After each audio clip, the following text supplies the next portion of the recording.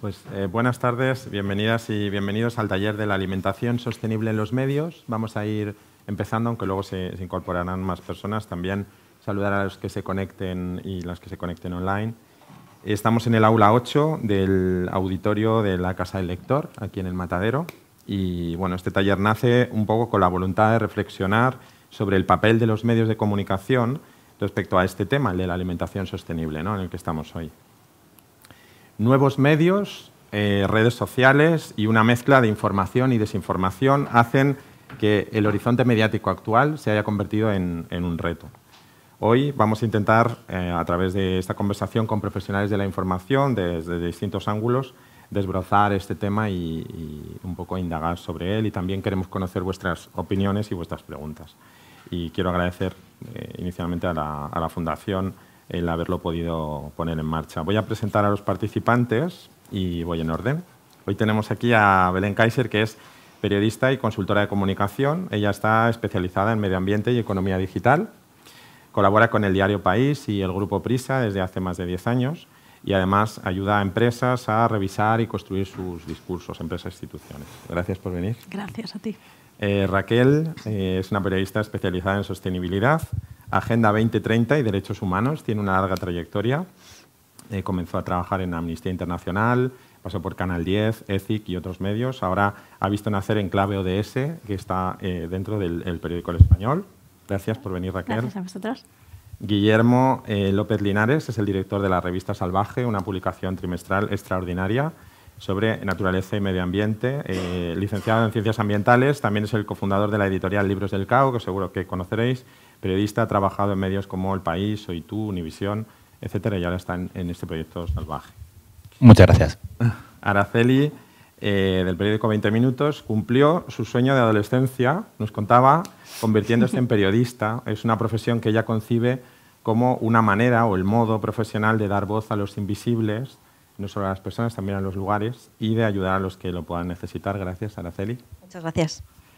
Y por último, Eva Sereno, del Economista. Eva es periodista. Estábamos hablando ahora de cómo ella informa de la actualidad económica de Aragón, incluyendo el sector agroalimentario, y también es redactora de El Economista Agro a nivel nacional. Así que gracias, Eva, también por venir.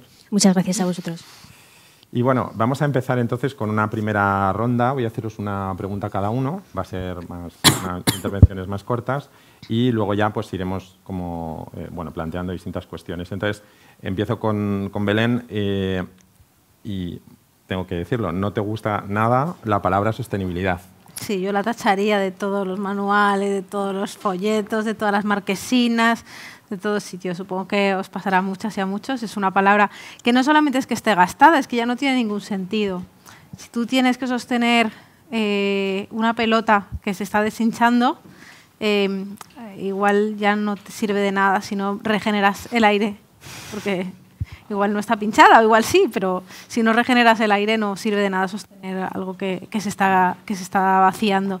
Y eso es lo que ha pasado. Y no hablo en gerundio de que está pasando, pero ya ha pasado. O sea, ya la Tierra la hemos agotado. No hay recursos suficientes ya, hace mucho. Entonces, hablar de sostener un planeta que se desinfla, pues yo creo que esa palabra debería quedar desterrada y poner sobre la mesa la palabra regeneración. Yo creo que ya es momento de hablar. Ya tocaba hablar de regeneración. Raquel asiente, sobre más o menos la misma pregunta y también, dado que normalmente escribes y coordinas los contenidos en relación a los ODS, ¿no? ¿Cuál es el lugar de la alimentación respecto a los ODS o cuáles son los ODS que más tienen que ver con la alimentación sostenible? Primero, antes de responder esa pregunta, quería decirle a Belén que en efecto, ¿no? Al final la palabra sostenibilidad la utilizamos tanto y está tan vacía ya que no tiene sentido, y es verdad, me encanta que uses la palabra regeneración, ¿no? y regenerativo, porque sí que tiene mucho que ver con lo que incluso la ONU viene diciendo desde hace ya años y cada informe, esta mañana sacaban un informe en el que decían otra vez lo mismo, ¿no? Necesitamos regenerar, necesitamos parar las emisiones. Respecto a ODS y alimentación, no es que haya unos ODS más relacionados con la alimentación en sí, es que todos tienen algo que ver con la alimentación. Porque cuando pensamos en los objetivos de desarrollo sostenible, pensamos en alimentación y decimos hambre cero, ya está, objetivo 2. Y dices, a ver, sí, pero no. Porque os quería mencionar a Caroline Steele, que no sé si la conocéis, es una arquitecta británica.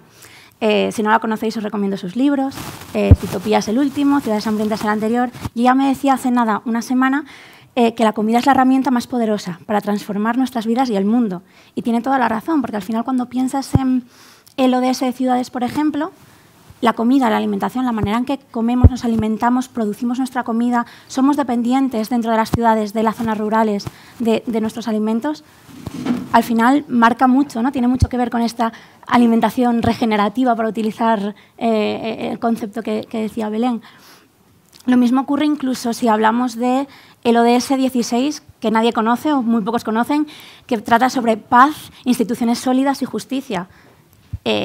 Ahora mismo estamos viendo cómo una guerra pone en jaque la alimentación mundial, ¿no? Entonces, es muy importante ver que la transversalidad de los ODS al final está en absolutamente todo y que a veces hay que pensar, como dicen los anglosajones, out of the box, ¿no? Como vamos a pensar en más allá de lo que es, pues eso, sostenibilidad sin más o alimentación sin más.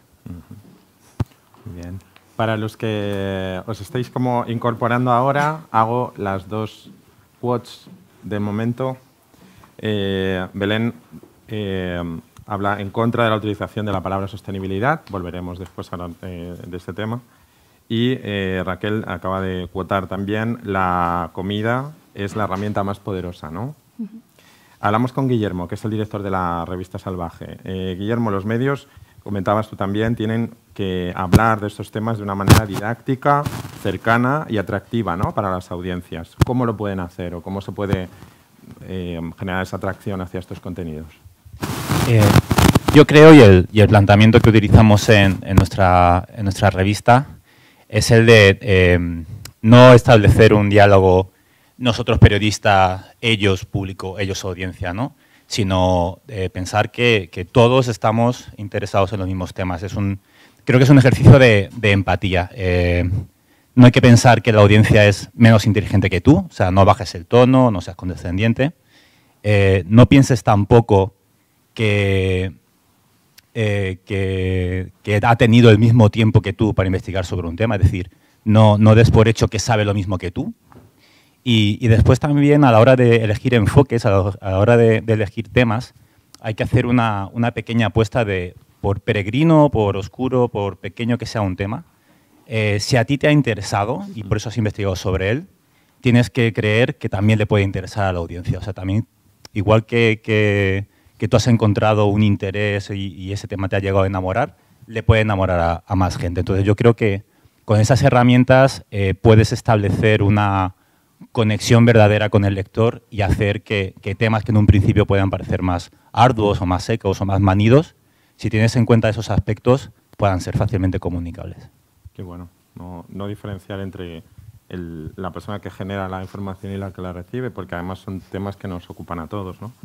Araceli, ¿cuál crees que debe ser el papel de los medios profesionales en un contexto en el que han tomado tanta importancia las redes sociales? Ahora preguntaremos a los demás, ¿no? Es una pregunta que yo creo que está en el aire, ¿no? Yo quiero retomar primero lo que decía Guillermo, porque me parece importante escuchar a la audiencia. O sea, yo creo que hoy en día las nuevas tecnologías nos están permitiendo no solo lanzar mensajes, sino saber qué le interesa a la gente. Y me parece que, bueno, por ejemplo, en 20 minutos, gracias a los lectores que tenemos, estamos siendo el periódico más leído en Internet los últimos 6 meses. Yo creo que parte de ese éxito radica en eso, en escuchar, saber qué quieren nuestros lectores y ofrecérselo. Y es verdad que los temas de consumo, de sostenibilidad, ahora con la crisis energética que tenemos, están interesando. Y en ese sentido, y volviendo a la pregunta que me hacías, quiero romper una lanza en favor de nuestra profesión, que sé que luego vamos a hablar de la falta de credibilidad que tenemos, pero yo creo que no debemos tampoco acomodarnos ni dar por hecho que, bueno, que eso ya es así, que ya está y que es un problema que tenemos. sino que nos tiene que servir para intentar mejorar, ¿no? Intentar mejorar en un entorno en el que las fake news cada vez abundan más, pues nos tiene que hacer ser más profesionales, más rigurosos, acudir más a las fuentes y acudir más a los lectores. Y luego también en esa sobrecarga informativa en la que vivimos, pues ser un poco un filtro, porque es verdad que los lectores tienen cada vez más acceso a las fuentes directas, están las fuentes de datos abiertas, y es bueno para la libertad de acceso a la información, pero es eso, hay un mare magnum de información y pues nosotros ahí también tenemos que hacer esa labor de filtro hacia ellos, habiéndolos escuchado y sabiendo que les interesa, ofrecerles realmente lo que puedan querer leer. Qué bueno. Volveremos ahora al tema de las redes y de la desinformación, pero vamos con Eva. Estábamos también antes informalmente hablando de la relación entre la innovación y la sostenibilidad en el sector, si es un área de interés y desde qué punto de vista los medios de comunicación lo pueden recoger. La verdad es que hay una relación directa. Es un sector al que cada vez se le está exigiendo más, muchas más responsabilidades, más normativas para que tengan menos impacto ambiental. Se le achaca pues, como aproximadamente el 70% del consumo de agua, responsable de emisiones, pero muchas veces se ve simplemente esa parte negativa sin obviar otras partes que hay también positivas, ¿no? Por ejemplo, cuando se ataca la ganadería, nos olvidamos también de la importancia de la ganadería extensiva. Luego nos acordamos de ella cuando hay incendios, claro. Necesitamos ganadería extensiva para cuidar los bosques. La innovación es realmente importante porque hay sistemas que son de muy bajo impacto, que se pueden aplicar a las explotaciones y además en toda la cadena agroalimentaria, no solo ya a pie de campo. El impacto es mínimo, son muy innovadores, muchas veces son los grandes desconocidos por la sociedad, porque creo que si no, el público en general hablaría de otra manera de toda la cadena agroalimentaria. Y además, no solo eso, es que son muy innovadores y muchas veces del campo salen innovaciones que van a otros sectores de actividad, porque van en cabeza. Luego, si nos da tiempo, podemos comentar algunos ejemplos, pero se están situando a la cabeza de la innovación y se llevan también a otros sectores. Hay proyectos realmente pioneros, entonces hay que ir de la mano. Afortunadamente, cada vez también hay más agrupaciones para hacer innovaciones mayores a través de asociaciones empresariales innovadoras en las que se está uniendo todo el sector para determinados proyectos, más subvenciones públicas, pero a veces también sorprende cómo pequeñas empresas en el medio rural, familiares de toda la vida, hacen innovaciones que no necesitan dinero, simplemente es lo que estaban haciendo sus abuelos. Entonces eso también creo que se tiene que reconocer y poner en valor, porque a veces no solo es una cuestión de dinero, sino sentido común, como se hacía antiguamente. Entonces es algo que hay que dar a conocer y desde luego la innovación en el Economista por lo menos tiene un hueco importante, porque creemos que es muy importante y fundamental que todo eso se conozca. Qué interesante, muchas gracias. Hemos tocado un poco transversalmente el tema de las redes sociales, lo vamos a tratar ya porque hay que hacerlo. Si marcan o no agenda, si son los nuevos medios. Hablábamos también de la espiral del silencio, ¿no? Los temas, cuanto menos se tratan, los temas, cuanto más se tratan, ¿no? Entonces, sobre si marcan agenda o no las redes, si queréis, como es un tema muy transversal, lo podemos hacer otra ronda. Si quieres empezar diciéndonos. Muchas gracias. Yo creo que marcan agenda muchísimo, más de lo que pensamos. Hace unos meses leía un informe del Instituto Reuters, Digital News Report, que solamente la gente que lee medios a diario solo confía en ellos el 38%. Me pareció flipante. Pero no me extraño, no sé si os pasa a vosotras o vosotros, pero a mí no me extraño. Dije, pues es que yo misma no leo ya los medios y soy periodista. Creo que vivimos un momento en el que hay muchos líderes de opinión que trabajan la red social, trabajan las redes sociales, incluso redactores de los medios de comunicación, que tienen a veces más credibilidad que el propio medio, o menos, o que incluso lastran a su propio medio, porque ahora todo está como en bandos, ¿no? Entonces, yo creo que vivimos este momento en el que la gente se fía más de lo que le cuenta alguien que es un influencer o una influencer, alguien que influye o que es un líder de opinión, que lo que cuentan los medios. Y esto me preocupa, porque hay muchas veces que nosotros los medios reproducimos algo que se ha vuelto viral de un influencer o una influencer. Entonces hablamos a veces de temas que han puesto ellos en agenda. Dicho esto, me parece que juegan un papel fundamental. O sea, el hecho de que haya gente que está divulgando sobre ciencia y sobre alimentación, me parece clave, siempre y cuando dejen claros cuáles son sus conflictos de interés. Porque hay muchos que los tienen, pero es que los periodistas también los tenemos y nunca lo decimos. El medio tiene conflictos de interés y no lo dice. Y mismamente, pues a lo mejor le está patrocinando una marca súper contaminante y no lo dice. Entonces, yo creo que la gente no es tonta, se ha dado cuenta de que puede informarse en otros sitios y va a ir a buscar lo que le dé lo que busca, va a ir a buscar lo que necesita recibir. Si es información, información. Si es una información impactante, información impactante. Y no hemos sabido todavía, los medios, pillarle el rollo a qué quiere la gente.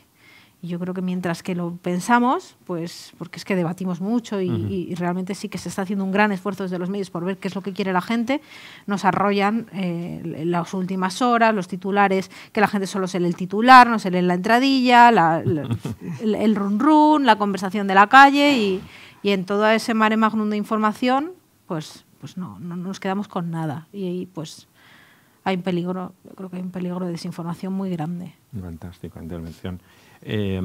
Raquel, sobre, por ejemplo, los ODS y las redes sociales, concretamente. Los ODS y las redes sociales. Complicado porque pasa un poco lo que decía Belén, ¿no? Al final hay mucho influencer en las redes, hay mucha información, muchísima información real, veraz y muchísima información que no lo es, ¿no? Y el problema está en que sí que es verdad que las redes creo que nos marcan bastante a los medios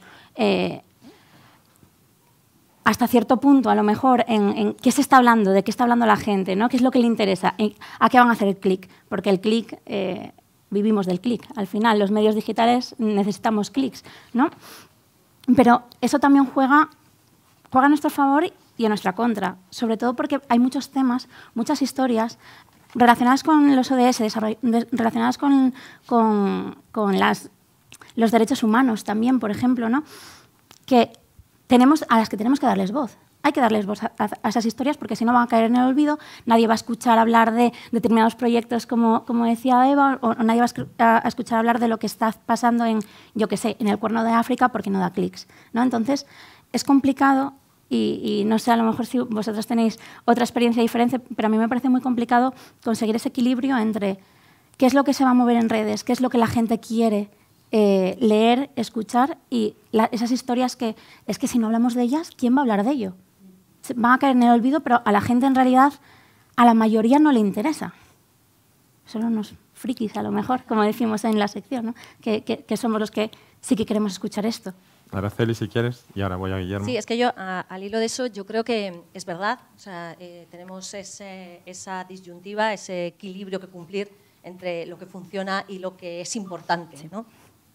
Pero nosotros tenemos, por ejemplo, casos de historias, de buenas historias, de historias importantes que han tenido muchas lecturas. Sí. O sea, tampoco vamos a decir que solo lo viral funciona. Sí, totalmente. O sea, las buenas historias funcionan. Ahora, por ejemplo, con el tema de la guerra de Ucrania, estamos haciendo muchas entrevistas con generales, con expertos. Están funcionando muy bien, o sea, la gente está interesada. O sea, no es solo lo viral, o sea, no solo lo viral funciona. Y yo creo que las redes realmente, o sea, es verdad que nos han venido marcando la agenda, pero yo creo que estamos empezando a ponerle freno. Y estamos empezando a ver que son un canal, no son contenidos, son un canal de distribución más. O sea, no tenemos que utilizarlo como contenido, no porque salga en Facebook, porque salga en Twitter es noticia. Nos puede servir de alarma o nos puede servir de ver, bueno, vamos a ver de qué se está hablando, pero vamos a contrastarlo, vamos a ver si hay una noticia o no, no simplemente porque salga en redes, ¿no? Y bueno, en ese sentido creo que es un trabajo que deberíamos ir haciendo cada vez más. Eva, ¿querías decir? Sí, yo soy un poco la excepción, porque a mí las redes sociales no me marcan mi agenda de lo que publico, en absoluto. No lo tengo en cuenta para nada. Yo elijo los temas en función de si los veo interesantes o no, si merece la pena contarlos, historias que no se pierdan o innovaciones que son importantes, hablando en el caso de la innovación, y si le pueden interesar al lector. Pero nunca he pensado en términos de publicar, esto va a interesar en redes, voy a tener likes, no voy a tener likes, clics, no, nunca. La verdad es que no. Y tampoco de momento me lo han exigido. Yo cuando hablo con Rafael Daniel, que es el director del Economista Agro, nunca en todos los temas que yo propongo y quiero publicar me ha sacado el tema de redes sociales. Siempre he publicado y he propuesto lo que he creído. A veces, bueno, he podido conseguir un menos impacto, pero sí que se ha leído. ¿Otras noticias tienen más? Bueno, sí, compensamos, pero también es cierto que a lo mejor hay alguna noticia que te lee menos lo que es el propio sector agrario, pero hablando de innovación, te leen más científicos, porque están investigando en temas relacionados o sobre esa tecnología en concreto y quieren saber lo que se hace. O sea, el espectro es mucho más amplio. Yo de momento, desde luego, no me lo marca y espero poder mantenerme y que las redes sociales sigan sin marcármelo, porque creo que es una pena. Guillermo, ahora vuelvo. Internet, las plataformas nuevas, los nuevos medios, son también un vector que impulsa que existan nuevos proyectos, ¿no? Sí, bueno, yo estaba escuchando eso y claro, yo hago una revista que es en papel, trimestral, no colgamos nuestros contenidos en Internet, así que estoy un poco liberado de esa dependencia de los clics o de las visitas. Tengo otras dependencias que me compren, pero de esa justo no. A pesar de ello, el proyecto nació en 2019 y, por supuesto, depende de Internet, de las redes sociales. Nació con un crowdfunding. El mayor fuente de entrada a conocerlo, en mi caso, es Instagram, donde tengo muchos seguidores.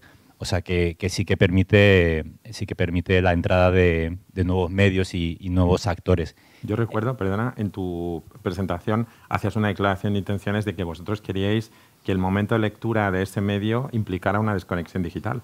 Sí, de hecho la hicimos en papel también un poco para separarte de la pantalla, ¿no? Un poco de que lo puedas leer sin cobertura, que lo puedas leer en cualquier parte, que no te haga falta tener la batería cargada. Y también son reportajes, quizás, claro, tenemos 3 meses para hacerlo, para publicar 11 temas, ¿no? No es la vida de la redacción digital, que 11 temas es lo que sacas en un día, ¿no? Nosotros tenemos 3 meses para hacer esos 11 temas, entonces a lo mejor son temas que nos permiten una mayor profundidad, un mayor cuidado con la edición y queremos transmitir como esa profundidad en la propia plataforma, que es el papel. Entonces, está todo como un poco relacionado, ¿no?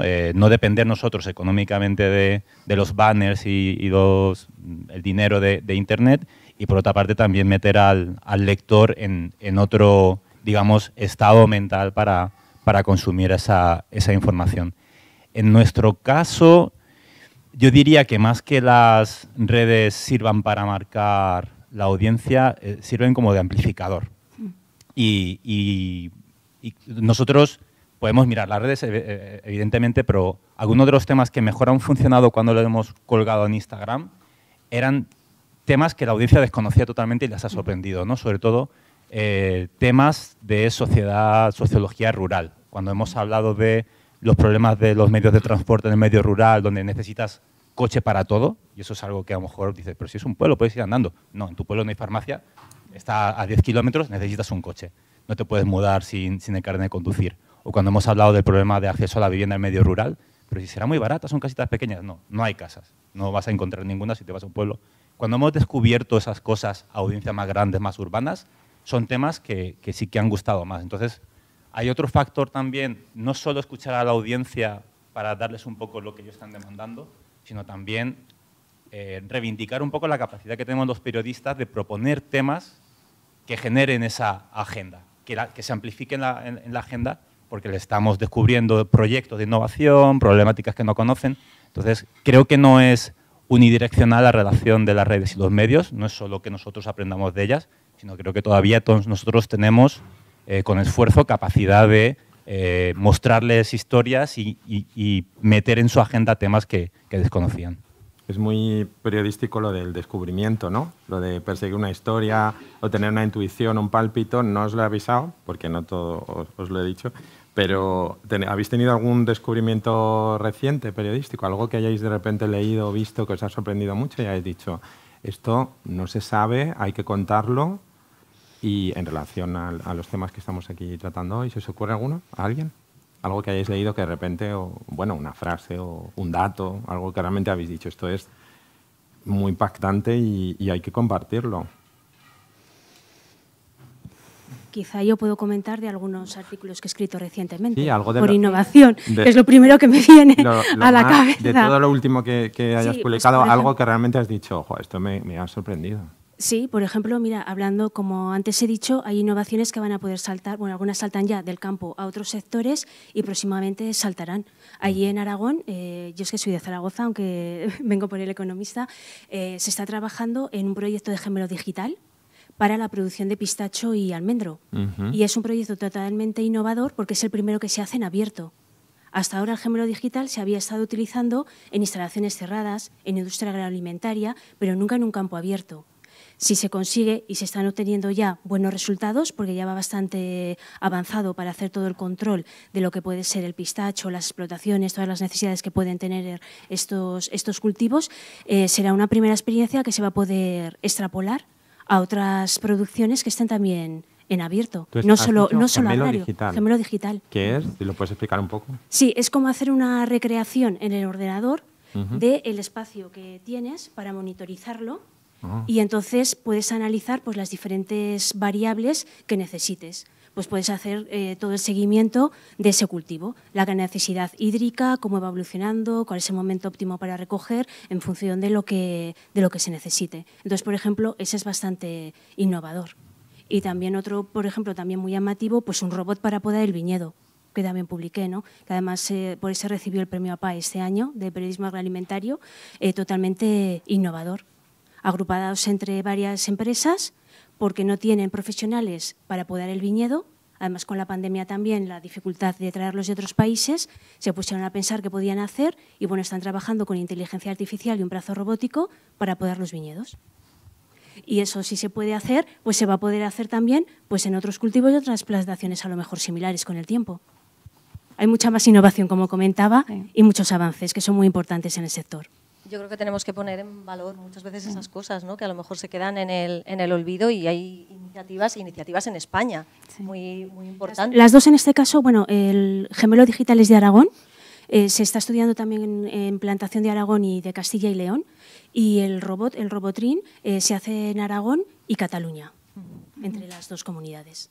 Yo recuerdo, no es reciente, es verdad que es de antes de la pandemia, pero en el hilo de lo que se hace, la innovación que se hace en España, y la implicación de los jóvenes, ¿no? Que muchas veces los denostamos y recuerdo el reportaje de una estudiante de la Universidad de Comillas que junto con otros 3 estudiantes, no es en concreto sobre alimentación, pero eso es sobre sostenibilidad, habían inventado una pintura para que el musgo creciese en las paredes y luchar contra el CO2 en las ciudades.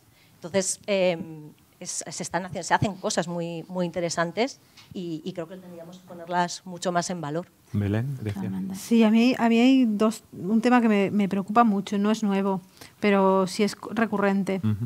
Estoy convencida de que estáis todos y todas en esto. El hecho de que ahora, bueno, España, una de las es potencia en agricultura, o sea, es algo que ganadería, agricultura, esto es lo nuestro, entre otras muchas cosas, además del turismo, esto es lo nuestro. Pero está ocurriendo que por el relevo generacional, bueno, es que lo cuento porque me preocupa, no porque sea desconocido. Por el relevo generacional, muchos campos de cultivo están dejando de ser campos de cultivo para convertirse en granjas solares. Es decir, a una persona que hereda un campo no le compensa trabajarlo como lo ha trabajado sus padres y sus abuelos, porque es más le sale mejor, no va a hacerlo. Pero es que no se va a dedicar a esto, porque está en otra, ¿no?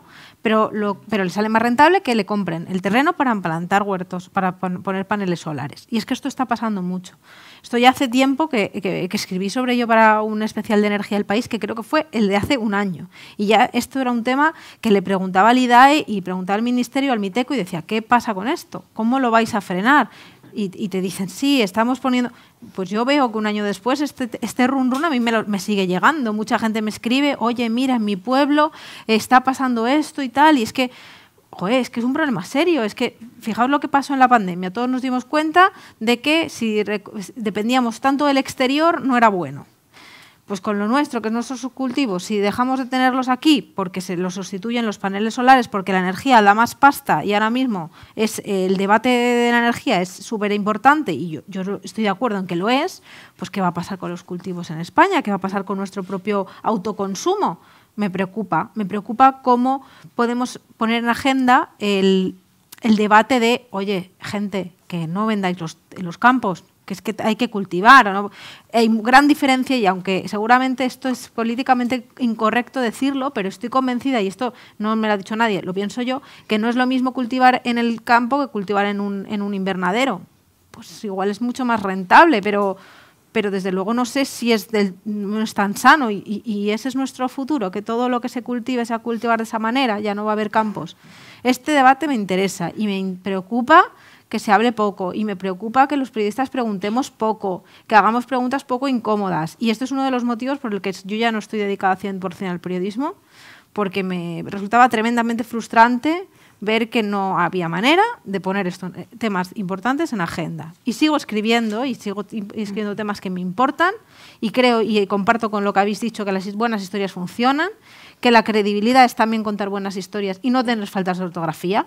Totalmente. Porque es que ¿cómo vas a tener credibilidad si escribes mal, colega? O sea, que yo entiendo que no hay editores, pero antes de mandar tu texto, léetelo 100 veces, que es que lo hacemos todos, pero ahí está el problema de las prisas, lo rápido, no sé qué. Y luego a mí tampoco me marca la agenda ni los clics ni las redes sociales, quizá porque soy autónoma, soy más libre y escribo los temas que me da la gana escribir y solo los que me importan. Pero sí que es cierto que cuento con que a pesar de escribir para El País, que es un medio que lee mucha gente, y en eso llevo ventaja, mi noticia pues la va a leer menos gente. Que me encanta que me lea quien me lee, porque es un nicho y la gente oye, mira, pues para la siguiente reportaje llámame a mí que yo te voy a completar la información. Y vas haciéndote especialista en ciertas cosas. Pero sí que me preocupa que son temas que si no llevan un titular rimbombante, pues igual no lee nadie. ¿Que titulo de una manera para que me lean? No. Titulo como creo que tengo que titular, pero quizá soy una privilegiada. Como creo que vosotros también, porque lo estáis diciendo, que lo sois. Pero yo le cambio los titulares a los periodistas. Claro, porque soy el editor. Claro, es que es mi rol. Es tu trabajo. Lo tienes que hacer. Pero a veces casi es mejor que te lean 50 personas, 100 personas que dices no es nada, pero que esas 50 o 100 personas te lean y digan anda, he aprendido algo, esto no sabía que era así, esto me está creando un poco de gusanillo por saber un poco más, a que te lea 1 millón de personas y te lean el titular y el subtítulo y hasta luego. El impacto que tenga lo que has escrito claro, en al final, la gente que te lee. Al final el impacto casi no se puede medir, porque realmente no lo podemos medir, pero casi es más importante ese impacto y decir, bueno, pues estoy cambiando un poquito la... ¿no? Claro, ahí a lo mejor no cuenta el clic, pero es lo que hablamos. Es una buena historia, pero tiene muchísima difusión y la está leyendo mucha más gente. Totalmente. Y a veces los comentarios pues tienen más fuerza que el propio clic. Totalmente. A mí, al hilo de lo que contabas, me recordabas un reportaje que hicimos también precisamente de un joven agricultor de Baldanzo, ¿no? Y era una cosa rara, ¿no? Que un chico con 28 años se quisiera quedar en su pueblo a seguir con la granja, con los animales, y fuimos a hacerle un reportaje porque era la excepción. Era la excepción, y es verdad, y es interesante, ¿no? Que esa gente pues, se quede en el pueblo y él decía, ¿no? Si el pueblo se muere, las ciudades no comen. Totalmente. Una muy buena frase. Es que es así. Totalmente. ¿Hay algún formato que sea más fácil de vender en los medios, de colocar en el medio? Porque evidentemente cuando trabajas para un medio grande pues tienes que de algún modo conseguir, ¿no? Colocar tus temas. Entonces, ¿es más fácil colocar una entrevista, un reportaje? ¿Pensáis en eso o no?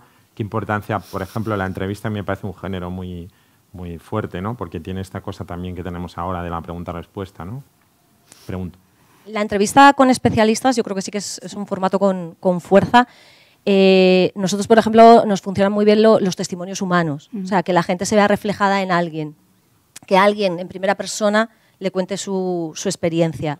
Eso creo que también la gente se identifica, ¿no? y llega. Yo creo que son temas que contados así, con cara, con alguien de carne y hueso, llega. Luego, en cuanto a formato, de si vídeo, de si texto, de si tal, a ver, los vídeos funcionan muy bien, es verdad. O sea, y los algoritmos pillan muy rápido contenido que tenga vídeo. Porque claro, ahí también estamos en otra. O sea, tenemos que estar entre el lector y la máquina, ¿no? También, para ver porque hablábamos de las redes sociales, pero está Google también. Sí. O sea, está Google, que Google te pille o no, ¿no? Entonces eso también es importante. ¿Hay alguna palabra mágica?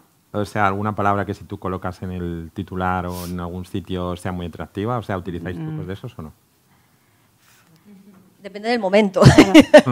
hay casi más palabras malditas que dices, esta palabra parece que Google dice, no quiero que hables de descarbonización, que es una palabra muy larga, por ejemplo, ¿no? Son como palabras malditas que dices, la tengo que usar igual, me da igual lo que diga el señor Google, pero ¿no? Yo creo que hay más palabras malditas que mágicas. Ojalá hubiese palabras mágicas, ¿no? Yo creo que hay otra palabra maldita, pero más bien como para los editores y las plantas nobles de los medios, que es decrecimiento.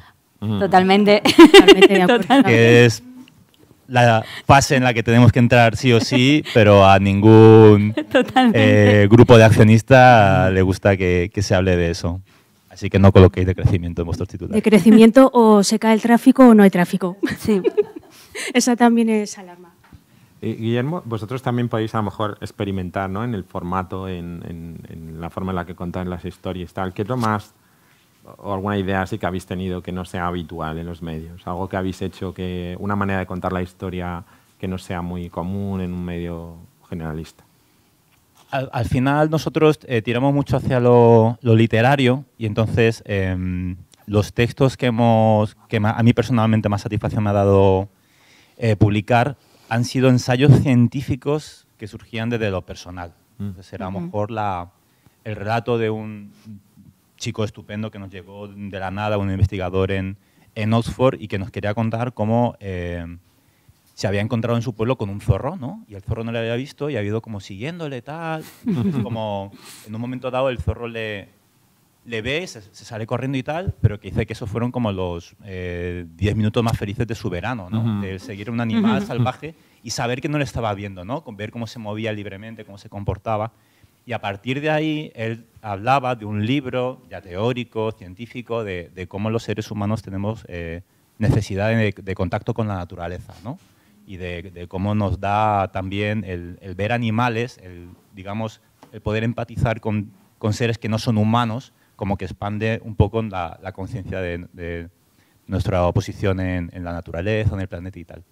Y eso era un texto que empezaba como un relato de un chico que se da un paseo y se encuentra un zorro, pero al final, sin querer, te me acaba metiendo, ¿no? Como esta teoría psicológica, sociológica, que era súper interesante. Y a mí es como... tengo la suerte de contar con varios colaboradores que utilizan este formato. Antonio Sandoval Rey, un grandísimo divulgador científico, otros que hablan también desde lo literario para hablar de la ciencia, que son al final los que más gusto me da publicar. Qué bueno. Qué chulo eso que acabas de contar. Ahora entiendo por qué mi hijo está flipando cada vez que ve un gato, y es que sí, es que claro. Es que algo pasa en su cabeza. Yo porque no siempre lo pienso, claro. pero ¿cómo puede ser que Es un que tema tenga que- este flipe con los Podemos animales? cambiar el tema y hablar de esto, porque sí. nos interesa Sí. mucho más a Es todos. verdad. Es flipante, porque ellos Pero es que es verdad. saben que eres algo, y saben pero no saben tu nombre, ni a qué te dedicas, ni cuánto ganas. Es como ven otra faceta de ti que en el mundo humano no vemos. Pero tú para él eres súper real. Bueno, en fin. Hablamos ahora en el café. Hay otro formato que yo creo que funciona muy bien y que es interesantísimo, y compran poco porque hay poca gente que sepa hacerlo. Nuestra querida Mar Cabra sí, porque es amiga que tenemos en común. Las infografías, sobre todo para divulgación de estos temas. Yo creo que vosotras podréis decirme que os interesa más si está comprimido y si está, ¿verdad?, bien explicado, porque dice mucho una infografía bien hecha. Dice que hay trabajo detrás, que hay datos y que es creíble. Y yo creo que ahora estamos en un momento en el que hay que apostar por tener esa excelencia. O sea, los periodistas deberíamos formarnos en periodismo de datos, ¿no? Y saber leer esos datos y contarlos en ese formato. Pero es cierto que no hay mucha gente que sea especialista en ello, y yo creo que los medios lo compran con facilidad, pero no tienen gente para hacerlo. Es interesante. Antes Correcto. en el pasillo hemos saludado a dos personas y ellos se han presentado con yo soy el dato y él es el relato, ¿no? Y nos hemos reído. Interesante. Bueno, esa relación entre los números y lo que significan, ¿no? Sí. Eso yo creo que es un tema para nosotros también como muy importante, los medios, ¿no? Es verdad que nosotros intentamos hacerlas cada vez más, porque además es una forma muy visual de ver mucha información de un vistazo, ¿no? Y en este mundo en el que todos vamos tan rápido, pues al final con una imagen estás dando mucho dato y en un momento, ¿no? De forma rápida. Es verdad que sí que es algo que hay que potenciar. Totalmente. Sí, totalmente. Y además en innovación viene muy bien. Para todos los desarrollos viene fantástico. Y además para nosotros también, que muchas veces analizamos el impacto económico, al ser un medio principalmente económico, pues gráficos y todo lo que es ese tipo de soportes y de infografías, pues es fantástico. Porque si no, muchas veces el texto se hace muy difícil de leer si lo tienes lleno de datos. Pero sin embargo, con estos tipos de recursos, de un vistazo, obtienes toda la información. Sí. ¿Cómo pensáis que, y ya vamos a abrir el turno de preguntas, ¿no? en breve para que podáis preguntar lo que queráis, ¿cómo pensáis que, en definitiva, y por hacer un pequeño precierre antes de las preguntas, que lo tenemos que hacer los medios? ¿Cómo tienen que hacerlo los medios? ¿Hacia dónde vamos? ¿Qué es lo que hay que hacer? ¿Qué es lo que falta? ¿Cómo se puede superar esa sensación de desconfianza de la que hablabais, que incluso los propios profesionales de los medios tienen hacia los medios? O sea, ¿qué pueden hacer los medios? ¿O cuál es la obligación? Evidentemente, no es fácil la pregunta, pero ¿qué se os ocurre? Información de calidad, contrastar todo, tener fuentes, muchas fuentes, muy buenas fuentes y hacer temas realmente en profundidad, no quedarnos además. Yo creo que el problema muchas veces, y es un problema muy de la era de Internet, ¿no? Que nos quedamos en la superficie en general, porque todo es tan superficial en esta vida ahora mismo que muchas veces pecamos de eso, pero hay que ir hasta el fondo de los temas, siempre. Yo coincido también con ella. Calidad, sobre todo. Esa es la palabra principal, calidad. Si tienes calidad, el lector lo agradece y te vienen lectores. Y además los fidelizas. Y yo creo... Y luego, perdón, sí. Y luego también las fuentes. Y sobre todo, conectar siempre y contactar con expertos que puedan a lo mejor suplir las carencias que pueda haber para que ellos aporten su versión como expertos y personas que están en el terreno. Sí. Sí, eso yo estoy de acuerdo con ellas, yo creo, y sobre todo intentar, que sé que muchas veces es muy difícil, muy complicado, eso, que las prisas no nos arrollen, ¿no? Y pararnos un poco, antes de publicar cualquier cosa, pararnos un poco, contrastarla, y no porque haya salido en Twitter, porque haya salido en Facebook, decir, darlo por hecho, ¿no? También necesitamos un poco, muchas veces eso, nos vemos en esa disyuntiva, ¿no? De ser los primeros en darlo, pero bueno, más vale que esté contrastado, que sea de calidad, a la rapidez y que te equivoques o que des algo que no es del todo, que no está del todo bien, no está del todo contrastado, ¿no? Guillermo. Yo ahora mismo creo que los medios deberían hacer una reflexión de lo que significa ser un medio de comunicación en el año 2022, con 24 grados de temperatura un 26 de noviembre, y replantearse sus agendas. O sea, ahora ya todos podemos imaginar, sabemos de memoria cómo es la estructura de un periódico, ¿no? Hablando de un medio muy tradicional, empiezas con internacional, sigues con nacional, quizás después vaya opinión, sociedad, y a lo mejor si ese medio tiene una sección de medio ambiente, te lo meten, ¿no? Por ahí. Creo que esa estructura está obsoleta y creo que se demuestra en la creciente falta de interés de los lectores en los medios de comunicación. Están hablando de cosas del siglo XX a gente que ha nacido ya en el XXI. O sea, estamos en el año 2022. Gran parte de tus lectores no han vivido el siglo XX. Y estamos hablándoles, abriendo con el IPC bajará. O sea, también la manera de contar las cosas. A lo mejor eso es importante, pero una cifra, un número, cuenta la historia que hay detrás, ¿no? Sí. Y sobre todo afecta, ¿no? a la gente. Y sobre todo el plantearte de, a lo mejor a la gente lo que quiere que le hables es de por qué estoy yo en manga corta, ¿sabes? ¿Sabes? Creo que la estructura, la jerarquía en los medios se trabaja mucho con hard y soft, ¿no? Y entonces, pues hard es internacional, nacional, economía, y después el resto es todo lo demás, ¿no? Y deporte, de repente hay 4 páginas, ¿no? Para hablar de... Y creo que habría que borrar eso y pintar en la pizarra en plan de qué es lo que le preocupa realmente a la gente. A lo mejor eso no es lo que tú te imaginas. A lo mejor no es la última reunión en la Unión Europea o de la Comisión Europea. A lo mejor la gente quiere hablar, pues eso, de por qué están los pantanos vacíos y quién los ha vaciado. Sí. Que eso, por ejemplo, yo no se lo he visto en ningún medio. Muy bueno. Yo, puntitos. Datos, excelencia, exigencia, responsabilidad, más tiempo para escribir, mejores salarios y no precarizar la profesión, porque eso hace que escribas historias más rápidas para poder cobrar la pieza y sacar más rentabilidad a tu trabajo. Escribir más piezas menos buenas, contar mejores historias y para mí, algo que quizá aquí rompe un poco la baraja, apostar por salir del madridcentrismo. Totalmente. O sea, 100%. al nivel de... O sea, y 100%. dentro de Madrid, de la Latina. O sea, todo lo que pasa en la sección de Madrid de los periódicos es porque pasa en los barrios cool. O sea, yo vivo en Peñagrande, ahí hay mogollón de problemas, nunca los leo en ningún medio de comunicación. Y esto, imaginaos, si esto pasa con Peñagrande Madrid, ¿qué le pasará a los de Zamora, que solamente si ha habido un incendio se habla de ellos, y tantas otras cosas? Una de las cagadas más grandes de los medios de comunicación fue quitar las delegaciones. Totalmente. Porque estaban mandando un mensaje clarísimo, nos importáis nada. Y así no se puede construir, o sea, dando la espalda a los problemas de una gran mayoría del país, no se puede hacer un periodismo sano. Muchas gracias. Bueno, pues ahora queremos hacer partícipes a los asistentes y a las personas también que lo estén viendo online de este debate, dando la posibilidad inusual de preguntar a los que preguntan, ¿no? En este caso, podéis hacer alguna pregunta a ellos. Y... Justo han mandado una... ¿Online? Sí, de online. Vale. Hacemos esta y luego la tuya, ¿vale? Pues, a ver... Creo que sí, ¿no? funciona así. Perfecto. No, lo pregunta Daniel López y es qué pensáis sobre el eslogan de la España vacía, porque pues el chico que se quiere quedar en su pueblo no es una excepción, y si pensáis realmente que hace falta que nos acercamos un poquito más a la España interior y que no todo pues gire en torno a lo que es Madrid.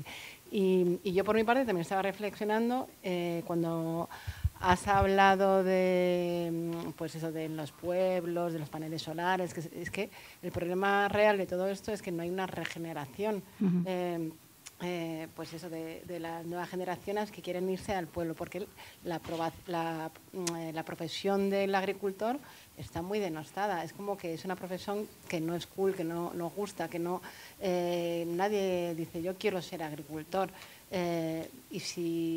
Y ahí a lo mejor sí que habría que hacerle como un lavado de cara real, porque realmente ser agricultor sí que está bien, pero tradicionalmente no ha sido así. Así que ahí a lo mejor sí que los medios, todos, que yo creo que aquí cada uno, pues tenéis una visión súper global y bastante parecida a la hora de contar las historias, como estáis diciendo, podéis hacer mucho por eso también. Así que pregunta de ahí, y luego qué podéis hacer vosotros para dar un poquito también de respuesta sin esperar el clic, o para conseguir que la profesión de agricultor no sea algo como tan poco llamativo y que nadie quiera dedicarse a ello realmente.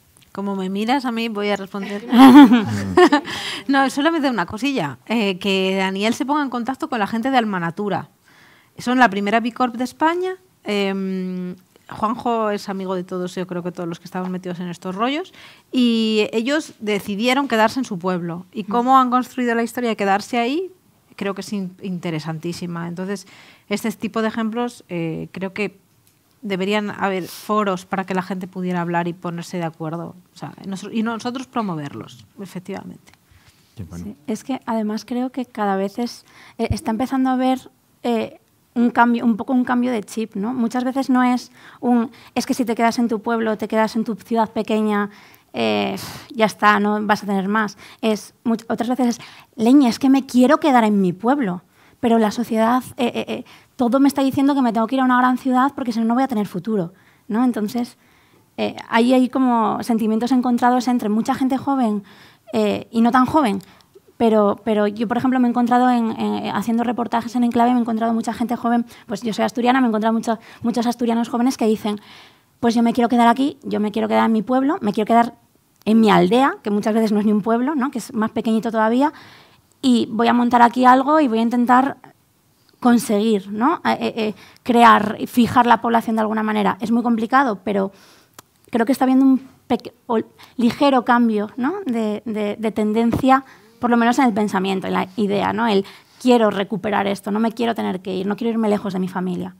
Yo creo que la pandemia nos ha llevado también, ¿no? Ha llevado a mucha gente a darse cuenta de que estar en una gran ciudad a lo mejor no era lo mejor. Pero yo creo que, aparte de lo que evidentemente podamos hacer los medios, también hay que reivindicar los servicios. O sea, Totalmente, estar en un pueblo totalmente. pequeño en el que no hay nada, en el que no tienes un laboratorio, en el que, como decía Guillermo, tienes que coger el coche para ir a una farmacia. O sea, si no hay servicios, la gente tampoco se puede quedar allí. La gente joven, si no tiene escuelas para sus hijos, Sí. pues es muy complicado también que se quede, ¿no? Totalmente.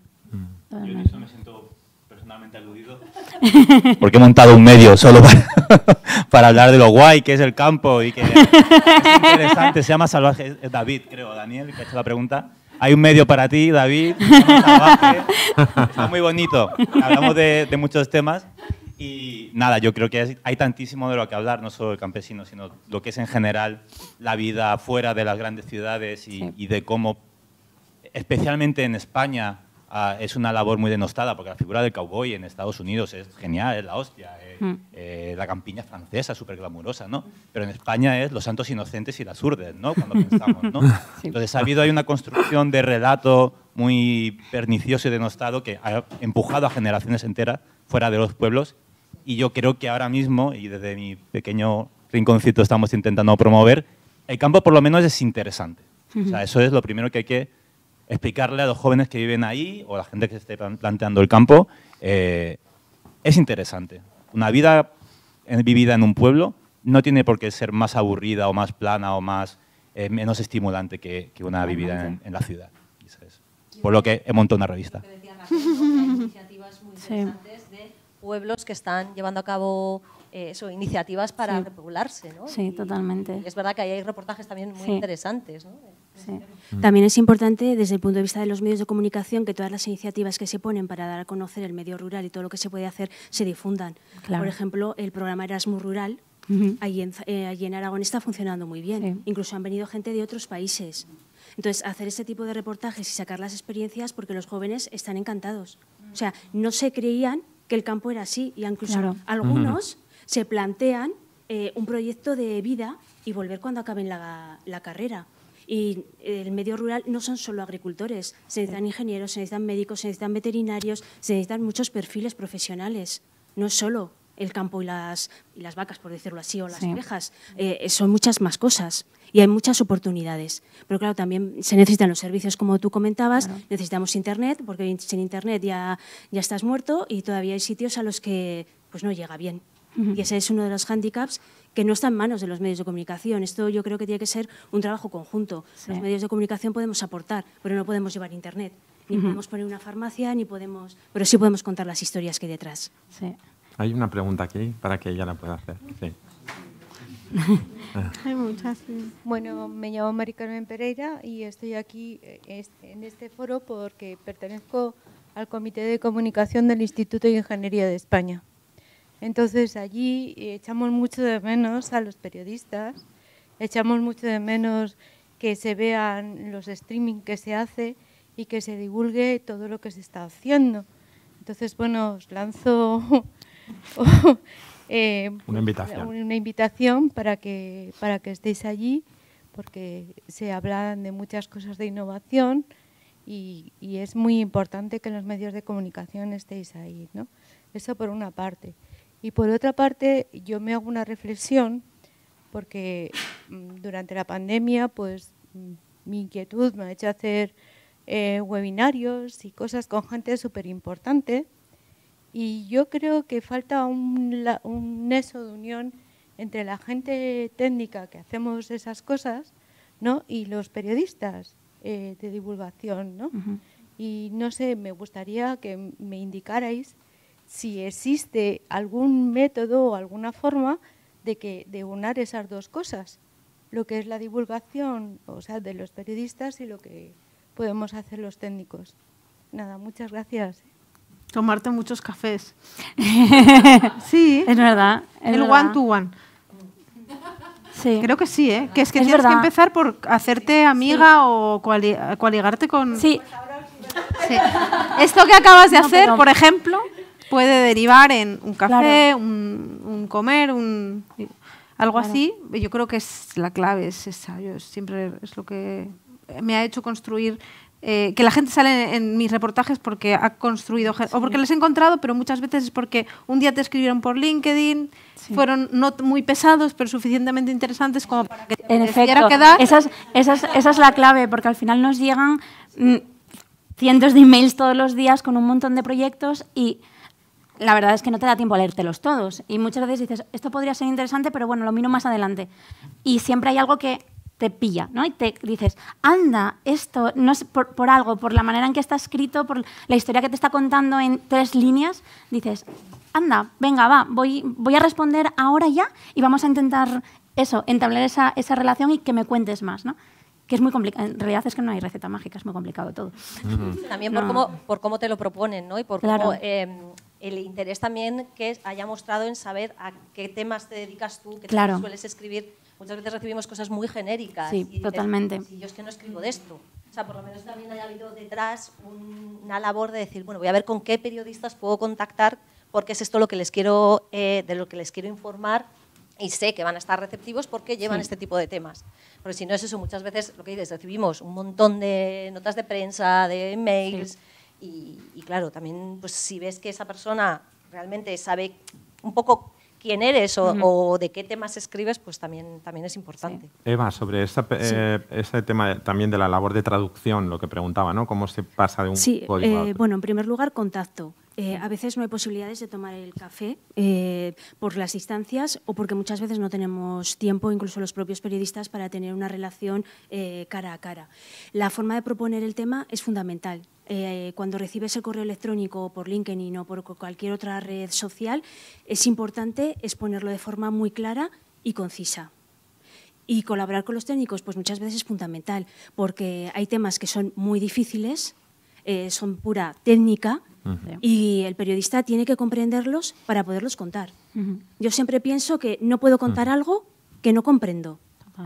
Que a veces hay que hacer preguntas muy básicas, porque claro, surgen tecnologías a lo mejor muy nuevas que todavía no te ha dado tiempo a conocerte o a formarte. Pues ya tienes técnicos o gente que está ya investigando y ahí te pueden echar una mano. Entonces, esa colaboración es muy buena y muy positiva, sobre todo porque contribuye también a dar credibilidad, lo que antes hablábamos. Si tú tienes un aval técnico y un conocimiento, un experto, la información, por supuesto, está avalada, tiene más calidad, tiene peso. Qué bueno. Sí. Sí. Sabéis que el CONOMA es a final de este mes de noviembre y va a haber una mesa redonda, bueno, 3 mesas redondas de comunicación a la cual pues podéis apuntaros como prensa y poder estar allí, que creo que es súper interesante. Muchas gracias. Gracias. Había una pregunta por aquí, he visto levantar la mano. O Isabel, sí. Muy rápidamente, creo que además de la información tenéis el rol en la sociedad también de hacer soñar, ¿no? O de permitir la imaginación. Hay todo un proceso de aprendizaje de los adultos insertados en esta sociedad que pasa por ese canal. Y me estoy haciendo la pregunta escuchándoos, habéis narrado muchos relatos inspiradores, interesantes, pero simplemente saber vuestra opinión, ¿no? ¿Cómo nos situamos tanto como sociedad, adultos, desde nuestra capacidad de soñar y vosotros como medios y periodistas desde vuestra capacidad de hacer soñar? Así fácil, ¿no? Sabemos que es un elemento base, ¿no? del behavioral change y de toda esa transformación que buscamos. Guillermo. Te ha tocado.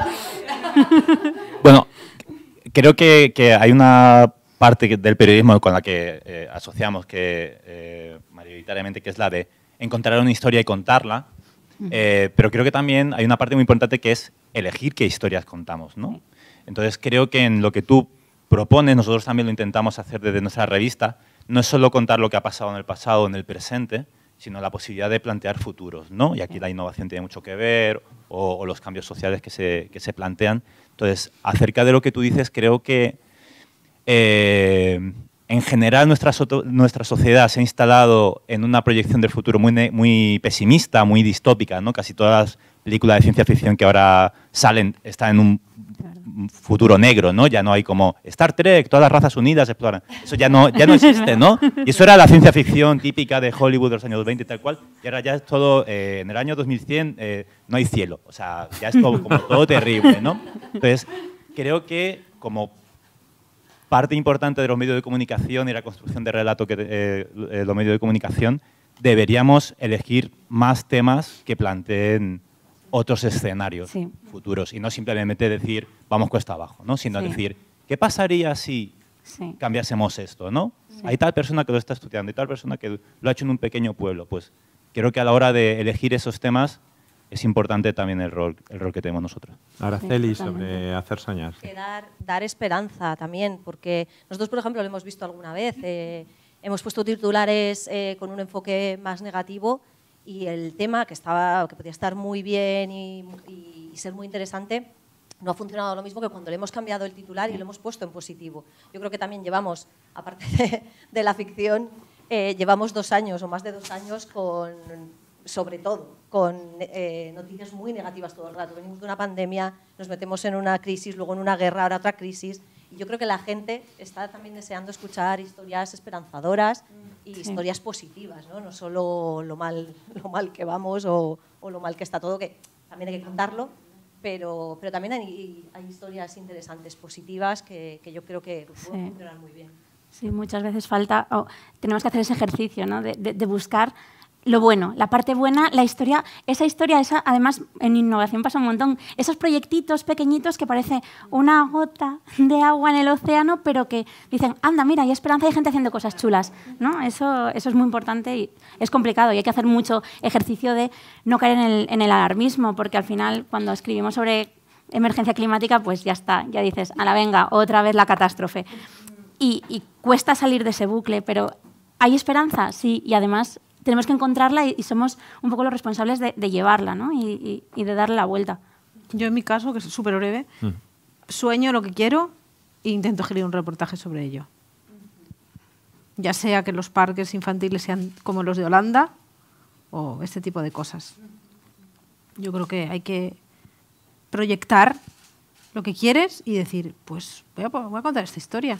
Igual no existe, igual nadie nunca ha hablado de esto, pero lo de los parques infantiles es una tontería, pero para mí era importantísimo contar que los parques infantiles eran muy limitantes en Madrid concretamente y muy creativos en otros países. ¿Por qué no se puede hacer aprovechando las topografías del terreno, con materiales reciclados o restos de obra, con los restos de Filomena? Todo eso cuenta historias de todos los ODS. Sí. Y además nos proyecta una infancia con esperanza, creatividad y valores que a lo mejor ahora estamos limitando. Gracias. Tenemos tiempo para una última pregunta. ¿Alguien aquí que quiera hacer? Gracias. Hola, buenas tardes. Soy Elisa Plumet, soy periodista agroalimentaria, llevo 25 años en la profesión con Eva Sereno, que además las dos vivimos en Zaragoza.